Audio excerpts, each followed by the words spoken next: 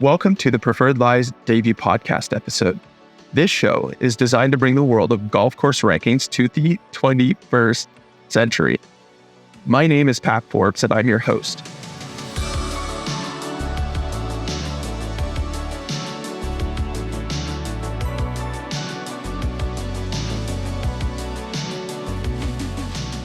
Today, we have Christine Fraser on the show.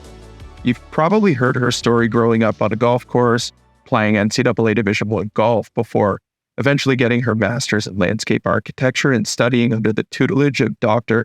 Martin Hawtree for 5 years. What you likely haven't heard about are some of the golf courses that inspired her along the way in France, in the UK, and all the way back here in Canada as well. Huge shout out to Mira for hooking us up tonight with this lovely space, downtown Toronto, Queen Street East. Let's get into it. All right. Cheers. Congrats on an awesome evening. That went well. Yeah. I figured we could start, where we are right now. For our listeners who can't see us, we're on Queen Street East, downtown Toronto. Mira, they've been kind enough to open the doors for us tonight so we could have a sit down. Yeah. How do we get here in the first place? So we were just at Toronto Hunt, and I was presenting our draft of the master plan to the board, golf committee, men's committee, handicap committee, ladies committee. So it was a big evening for me. How are you feeling? I'm relieved. Okay. Yeah, I'm glad that it's over. I'm glad it went well. I think people were receptive, and there's like an excitement building for the project. So yeah, makes me feel good. What were you feeling like in the last 48 hours leading up to this? Pressure. This is a big job for me. And I have such respect and admiration and gratitude to the club that I want to do a good job. Mm-hmm. And I want to prove that I deserve to be standing at the front of that room. So I put a lot of pressure on myself.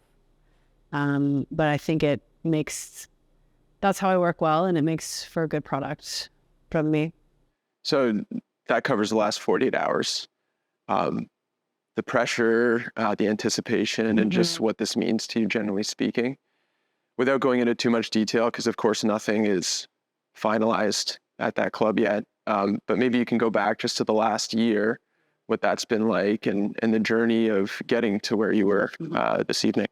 I'll never forget the call that I got from Sean, the GM, who told me I got the job. Like, that's a moment I'm never going to forget. And the last year has been such a process for me, and it's been such a growing experience, and in kind of my abilities and my craft, but also in my confidence. And because I felt so supportive in that room today, and that was a really wonderful experience, and kind of testament to the work that we've been doing, that I've been doing.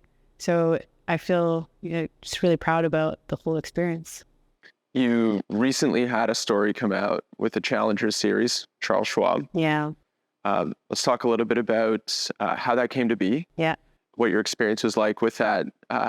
Should I call it a mini documentary? Maybe. That scene gets me every time with you lifting the sand, and it just so perfect. Was special. Yeah, that was it's a special timepiece for my family as well. My grandmother's in it, my brother's in it, my cousin's in it. We filmed it at my family's golf course. It was a really special experience.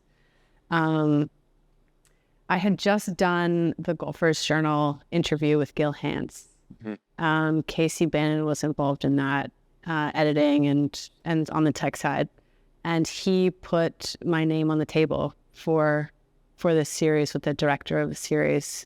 So I have Casey to thank for that. But that's kind of how these things seem to work for me. It's just like one article leads to the next, and it's been snowballing. The snowball's big at this point, so it's been great.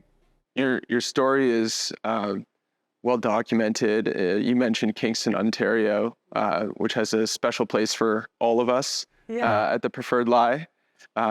Maybe just sort of Cole's notes for those who haven't necessarily heard your story, bring them up to speed for how you got involved in golf and how you ended up under Hawtree and all the courses you've seen and played. Yeah. We'll get into some of those details. Yeah. So in the 70s, my grandparents had this crazy idea to buy a cornfield and turn it into a golf course.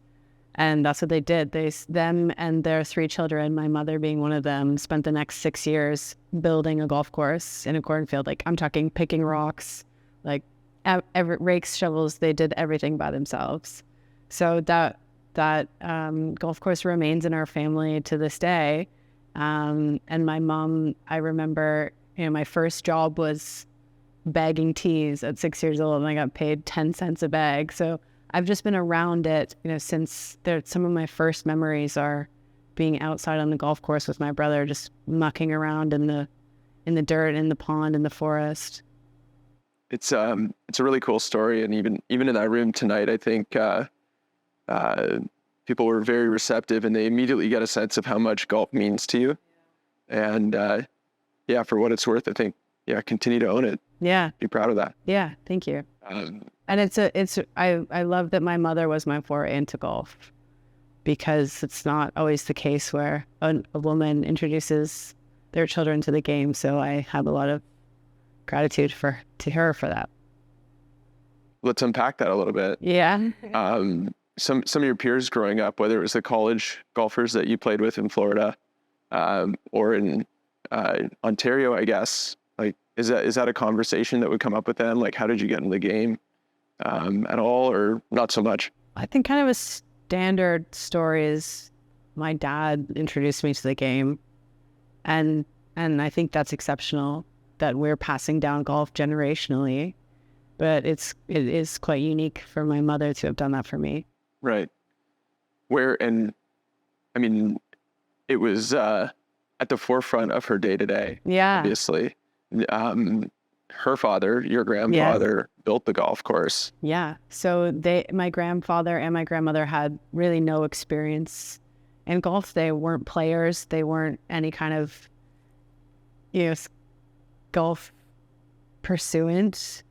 My grandmother is from Scotland, but that was kind of the closest tie she had to golf. My grandfather grew up in downtown Vienna. Like, there's a big gap between golf and my grandparents, and so I find it so interesting that they were able to just like do the work to understand what it takes to build a successful golf course.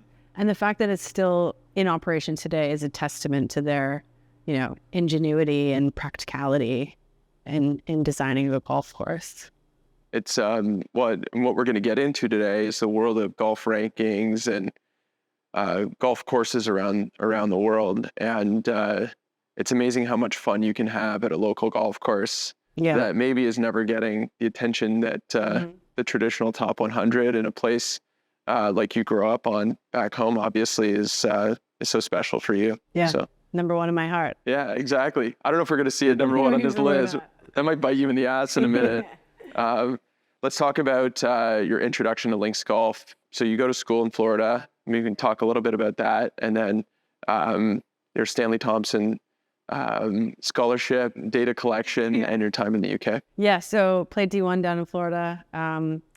Just was kind of naturally good at golf, but I didn't have that mental capacity to get to the next level, and had to make a decision after I graduated what I wanted to do. And I knew I wanted to stay within the golf industry. And I had been exposed to some really interesting types of golf down in Florida that I had never seen before.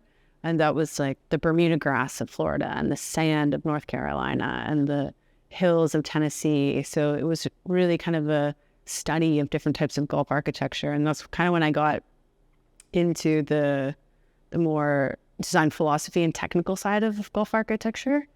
And that led me to pursue a master's degree in landscape architecture. And in your final year of the landscape architecture program, you write a thesis.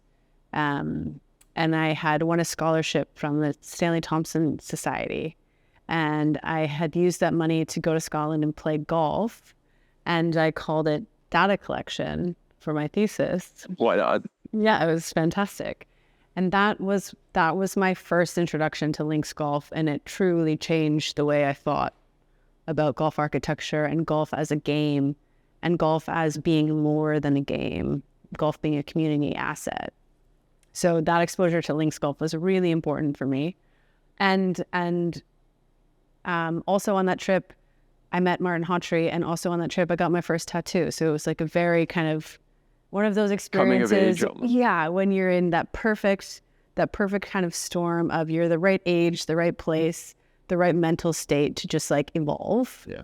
And that trip was very revolutionary for me. Was it also, I have to think it was validation to a certain extent too, because a master's degree costs money, real money, not McDonald's Happy Meal money. Yet you hadn't necessarily seen links golf, which many consider to be unique and perhaps the best in the world, or at least that genre or class of golf. Foundational at minimum. So, yeah, exactly. So I have to imagine like it was validating to a certain extent of, okay, like I truly am on the right path for me at this time. Yeah, and it also had the opposite effect of that, of like, wow, I actually know nothing. Yeah. This is completely new golf to me. I have to relearn everything I thought I knew. And coming from a player's perspective as well, on top of an architectural perspective, everything was different. And the design philosophies that I had, thought were important, maybe weren't as important over in Scotland, and reasons behind that and how that changes the game of golf. Like what? I think the best way to describe it is golf in North America is like a business enterprise. It's there to make money. And golf in Scotland or golf in the UK is more of like a service. It's there to serve the community in some capacity, to provide for the community, whether that be as a park or as a golf course or as a community gathering spot or as a 9-hole putting league for the women of the town. Like it was different. So it made me rethink a lot about what golf can be. So, I mean, there's got to be so many challenges as you think about North American infrastructure, how municipalities and towns and cities in both Canada and the US are built. Mm-hmm. And there's probably this lust for bringing, the UK that's the communities dream. That's to the dream. North America. Yeah, that's the dream. Build a modern day St. Andrews and close to home. I mean, good luck achieving that dream. Thank you. I hope you can get there. Yeah. What are some of the limiting factors as you look at both Canada and the US to achieving that goal?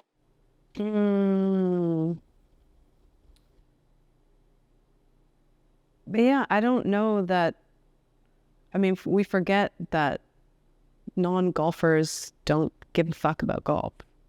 And that's the large population that we have to convince that golf is worthwhile. It's a worthwhile endeavor. It's a worthwhile place to put our tax money. That's a really hard task. And so I think there's a lot of work to do before we can change people's mind about why golf is important, and people's perception of golf is kind of already established in a lot of ways. And that's a challenge. And there's also a challenge of, for it to have the same impact of, say, something like St. Andrews, it would have to be built somewhere that's accessible. Mm-hmm. So accessible by way of public transportation, which in a lot of cases would be impossible to build today because, we're not taking 120 acres of downtown Toronto to build a golf course. So there's, logistical limitations to that. We might have to wrap up talking about what would you do with Dentonia if you had a limited budget, unlimited premium. Yeah. That's your modern day St. Andrews. So Yeah. that might be as close as you're getting. Yeah. We want to get into rankings. We want to get into what golf means to you as an individual. I want to touch on something a little bit different, and I'll tell the story of Rebecca Lee Bentham, who's an awesome golfer, an awesome talent who we've had the pleasure of working with a couple of times. And she shared her story about not necessarily paying attention to golf courses. And when she started thinking about the preferred lie, what we're doing, and her rankings, she started to think about walking a golf course a little bit differently and paying attention to certain details rather than the scoring lens, to your point, which you experienced in college golf. Another story that you shared with me on the drive here was we're going to do a golf trip, undisclosed location, this summer. And you turned to me and you said, Pat, this is one of my first golf trips, or my first golf trip that you've ever been on. Yeah. And so the question is, do you think girls growing up, for whatever reason, pay attention less to the traditional top 100 list? If so, why? And or why not? Yeah, that's a great. I think about it a lot because there's often a very small percentage of women who are ranking these golf courses on these top 100 lists, and I think it's kind of I mean, you can't win with this question, but like, do women rank golf courses differently than men? And if the answer is yes, then why aren't there more women ranking golf courses? Because we value different things, and that's important. And if women rank golf courses the exact same way as men do, then why aren't there more women ranking golf courses? So what I think you're doing is really interesting to me, because women experience golf differently. Like, we come with different perspectives, just as you experience golf differently from any playing partner. Mm-hmm. So there's so much value in that. And you're right that women just don't, I mean, this just how many women golf architects are there in the world? So few. Mm-hmm. Why? I don't know the answer. I mean, I know the answer why, but I don't know how to fix that. Mm-hmm. And I guess traditional golf rankings to me are essentially irrelevant, because unless you're doing it in a different way, because your experience is very different than mine, and it's all subjective, which makes this job as an architect quite challenging. Yeah. But there's this idea of like, there are look uppers and look downers on the golf course, and all that is people who tend to look down. They're looking at their club, they're looking at their scorecard, they're looking at their GPS, their yardage, their angle, their lie, their whatever. Look down. It's kind of a numbers game. It's like an objective pursuit of finding better numbers. And then you have the look uppers, who are more concerned with like the big oak tree behind the first green, and speaking with their playing partners, and enjoying the view, and smelling the fresh cut grass. And that's kind of who I design golf for, and how I want to encourage people to experience a golf course. Of like, take a chance to look up.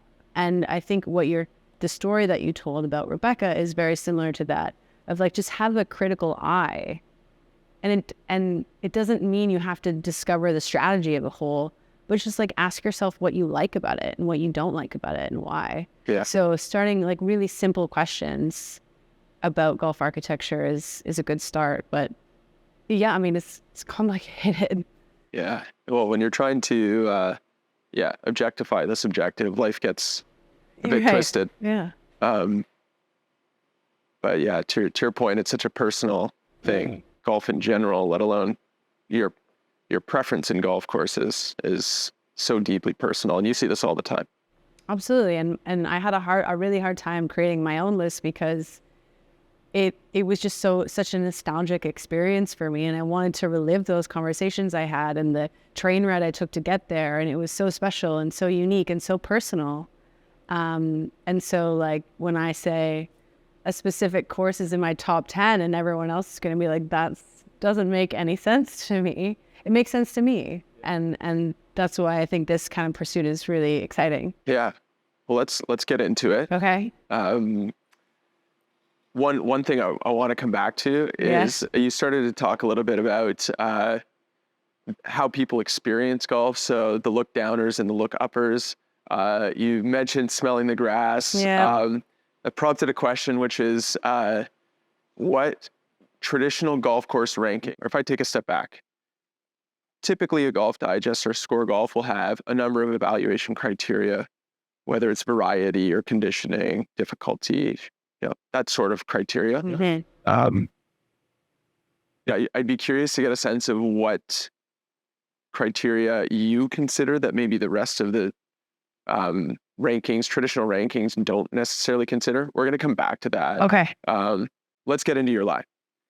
You haven't added your entire list of hundreds of golf courses that you've played and seen, but we do have a good sample here to get started with.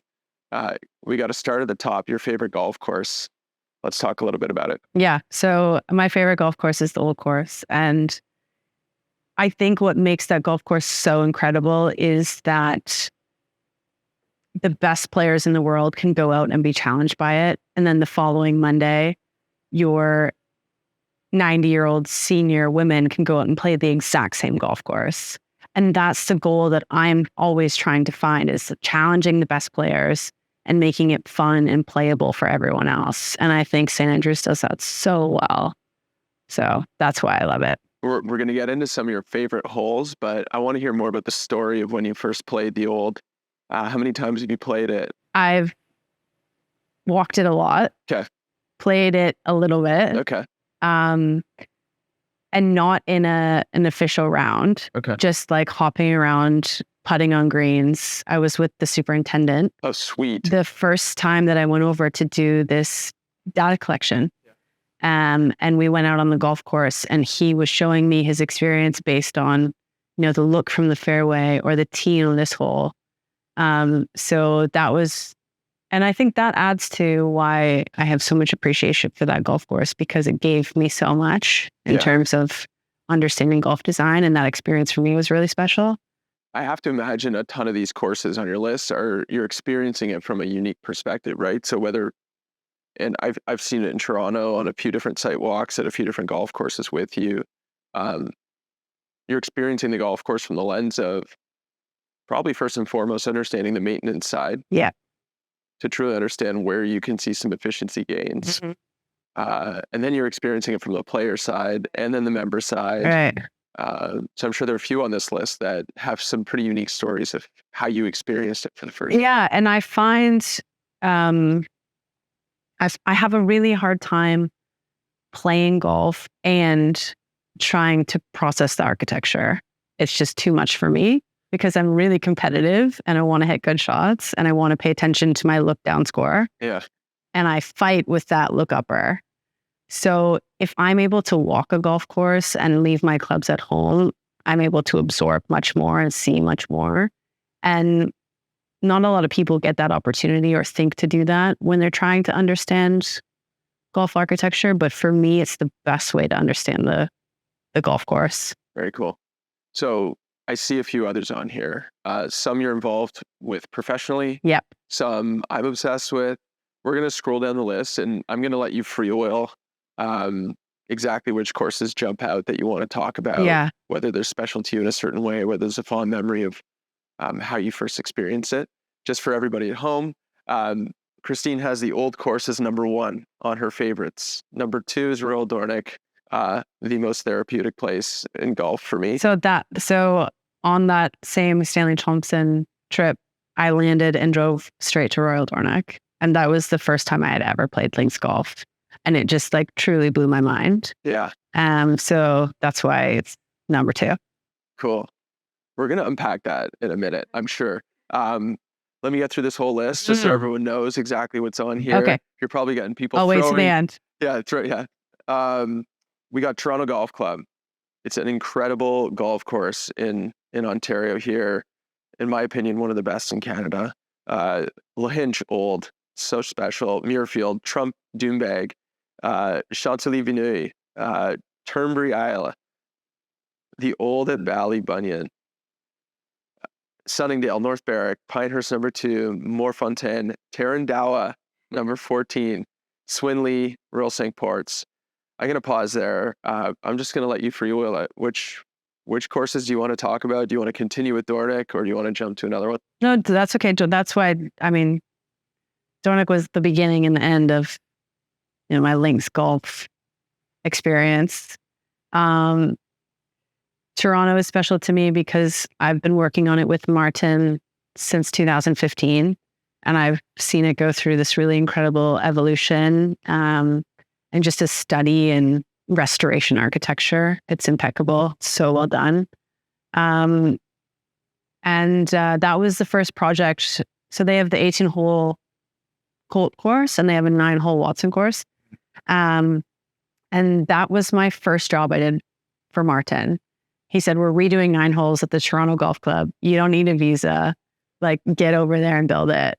And so I spent the next 3 months just like in the dirt, like, what the hell is going on? Building a golf course. And that 3 months was the most educational experience that I had with Hawtree in the rest of those 5 years. So that was like a sink or swim moment. And I learned so much and I made so many mistakes. And it turned out to be, you know, well done. But you know, that was a scary project because it's so important. And it was my first one for Martin and I wanted to do a good job. For sure. What else do we have? You've got La Hinch, Yeah. Muirfield, Doonbeg, Yeah. Chantilly, Turnberry, Ballybunion, Sunningdale, North Berwick. North Berwick is awesome. North Berwick is just so fun to me. It's so fun. It's so memorable. It's so quirky. And what I try to do a lot in golf architecture is uncover the character of a golf course, because the only thing that the top 10 golf courses have in common is that they're all completely different. So you're always trying to find that distinction and that differentiation from other golf courses. And North Berwick just has that. And it's also just such a interesting piece of architecture, of foundational architecture, and so wild. And you could never build anything like that today.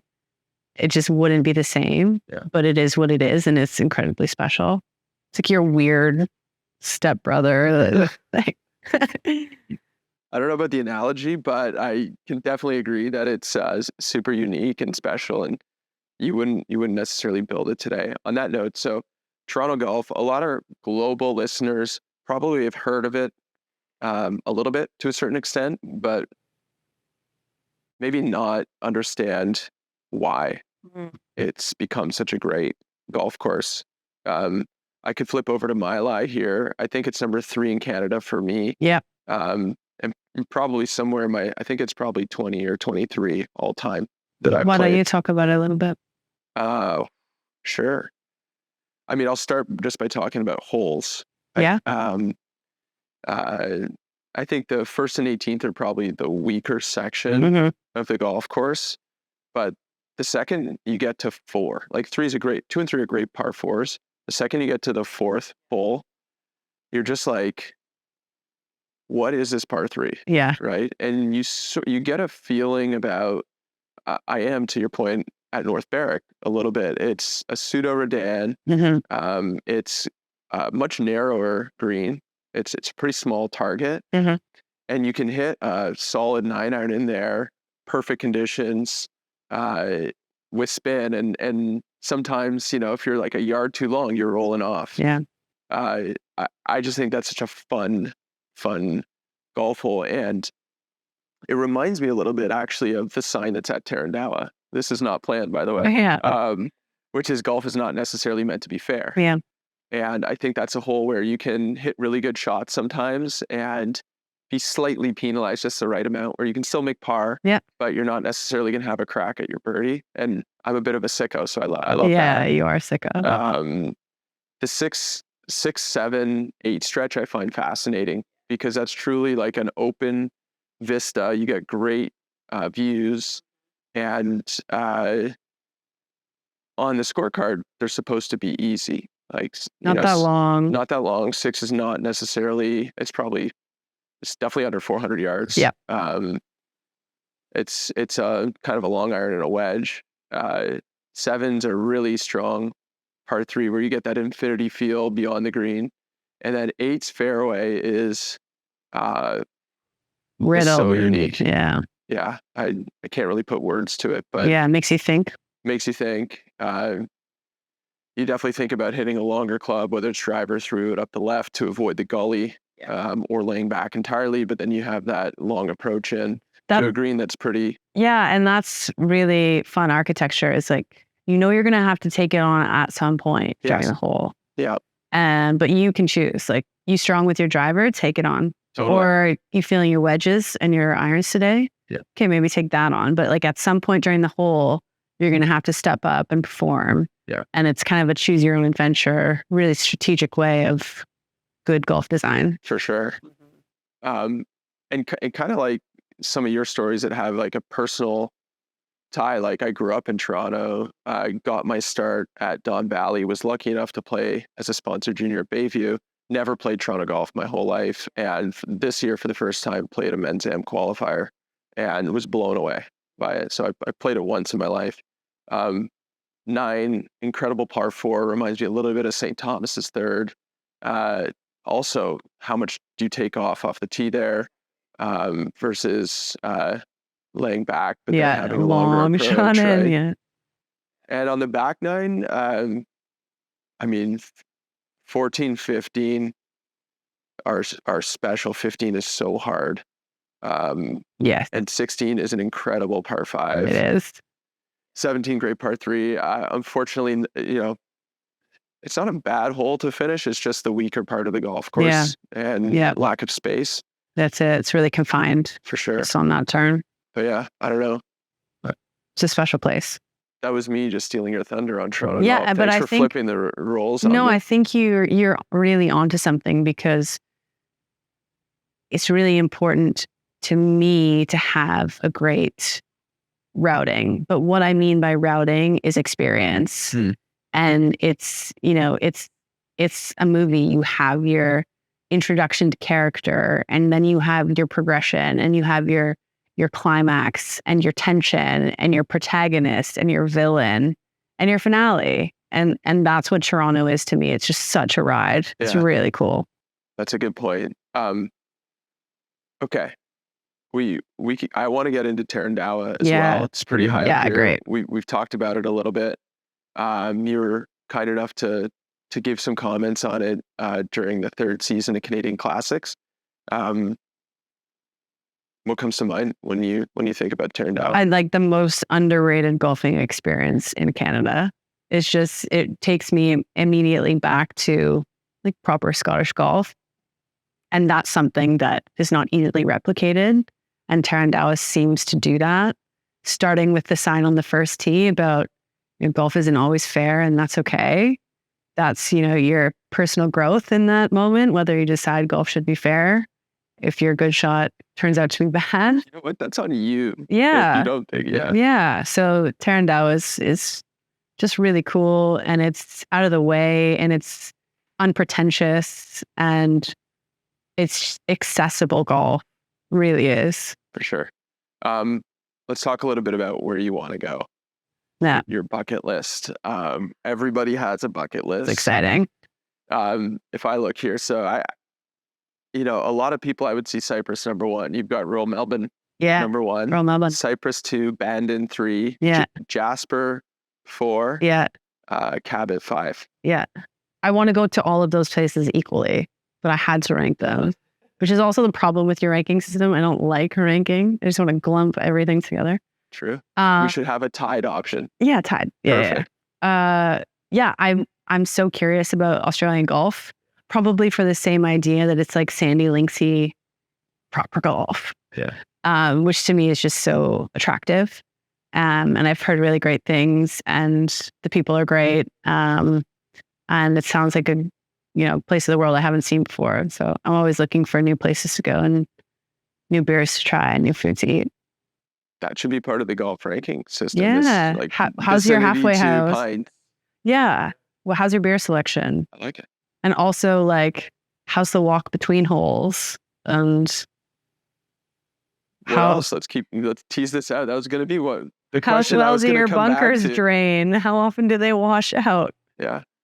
No, I think we're at the point of the conversation where we can shift gears a little bit and talk a little bit about where rankings can go. Yeah. And the first question was going to be, what ranking criteria would Christine Fraser have for herself, for her golf courses, that maybe the golf masses or traditional golf course rankings don't think about or don't consider when they're looking at their evaluation criteria? Adequate yardage from the forward tee. and washrooms on the golf course. Nice. Yeah. I like it. Like, do they have flushable toilets, or is it just a fucking hole in the ground? Is there one and it's on the 10th hole, or are there 3 like spotted around it strategically? Can you? Yeah, it's a good. Like I heard you talk about this a ton, right? Yeah, like beer consumption. Yeah. You're limited. Yeah. No, it's a problem. Yeah. It like messes up your golf game if you have to pull down your pants and take a piss in the woods with 3 other men in your foursome. It's a problem and it's real and it happens all the time. So are you leaving your group and driving back to the clubhouse? Are you trying to find, a comfortable place to like pee in public? Yeah. It's not so easy for a woman. Yeah. Like, how are we mitigating that? How are we addressing that issue? Because it's a real issue and it's so prevalent and it's an easy fix. Can we make t-shirts that are just like more bathrooms on golf courses? Like, Yeah. I'm trying to think, how can we turn this into something? Truly. And like, I love looking at a great indicator for me is looking at the language on a scorecard. Are you calling your forward tee women's tees? Or what, how are you trying to be more inclusive in the golf experience just with the language and the numbers on the scorecard? It's a great place to start. I love it. Let's wrap there. Sit. Let's keep going. Let's keep going. Okay. Well, if we want, we can wrap there officially. No, let's wrap. Cool. Thank you. Yeah. Appreciate it. You're welcome. Yeah.